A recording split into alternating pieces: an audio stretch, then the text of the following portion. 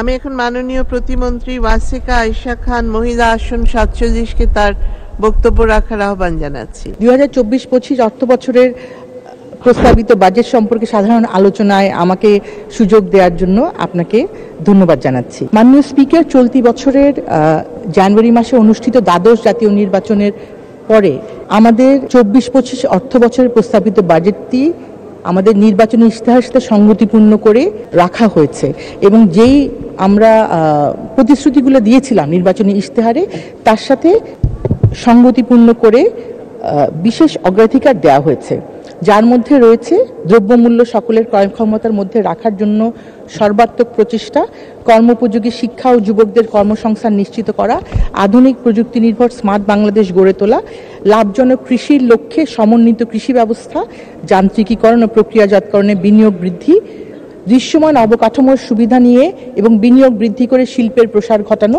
Bank সহ আর্থিক খাতে দক্ষতা ও সক্ষমতা বৃদ্ধি করা, নিম্ন আয়ের মানুষদের স্বাস্থ্যসেবা সুলভ করা, সর্বজনীন পেনশন ব্যবস্থায় সকলকে যুক্ত করা ইত্যাদি। নির্বাচনী ইশতেহারে প্রদত্ত প্রতিশ্রুতিসমূহ বাস্তবায়নের লক্ষ্যে প্রাথমিক ভিত্তি রচনা করা এবারের বাজেট টেকসই উন্নয়নের পরিক্রমায় স্মার্ট বাংলাদেশের স্বপ্নযাত্রার মূল লক্ষ্য, যার আকার প্রাক্কলন করা হয়েছে 7,97,000 কোটি টাকা, যা জিডিপির 14.2%।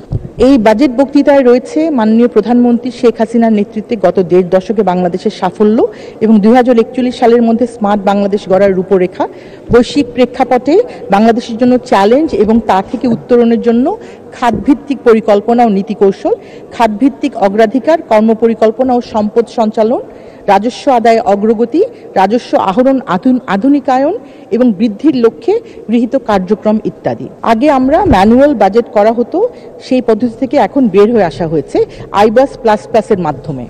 ঋণ ব্যবস্থাপনা কার্যক্রমকে আধুনিকায়ন ও সিস্টেম বেসড করা হয়েছে।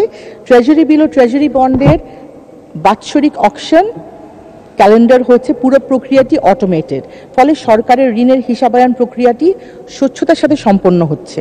2023 সালে 17 আগস্ট সর্বজনীন পেনশন কার্যক্রমের শুভ উদ্বোধন ঘোষণা করেন মাননীয় প্রধানমন্ত্রী। এটি একটি যুগান্তকারী জনকল্যাণমুখী পদক্ষেপ যা সকল নাগরিকের অবসরকালীন আর্থিক মুক্তির সনদ হিসেবে বিবেচিত হচ্ছে। 18 থেকে 50 বছর বয়সী এবং 50 বছরের ঊর্ধ্ববয়স্ক একজন সুবিধাভোগী ন্যূনতম 10 বছর চাঁদা প্রদান সাপেক্ষে আজীবন পেনশন সুবিধা ভোগ করবেন। বিদেশে কর্মরত বা অবস্থানকারী যে কোনো বাংলাদেশি এই স্কিমে অংশগ্রহণ করতে পারবেন। নিম্ন আয়সীমার নিচে থাকা নাগরিকগণের অথবা অসচ্ছল চাঁদাদাতার ক্ষেত্রে পেনশন তহবিলে মাসিক চাঁদার একটি অংশ সরকার অনুদান হিসেবে প্রদান করবে। সর্বজনীন পেনশনের স্কিম সমূহ হল প্রবাস, প্রগতি, সুরক্ষা এবং সমতা। মাননীয় স্পিকার, বাঙালির উন্নয়ন অগ্রযাত্রার স্বপ্নসারথী ও মুক্তির প্রতীক জাতির পিতার সাহস আর স্বপ্নের হাত ধরেই তারই যোগ্য উত্তরসূরি মাননীয় প্রধানমন্ত্রী জননেত্রী শেখ হাসিনা একটু একটু করে গড়ে তুলেছেন স্বপ্নের সোনার বাংলা।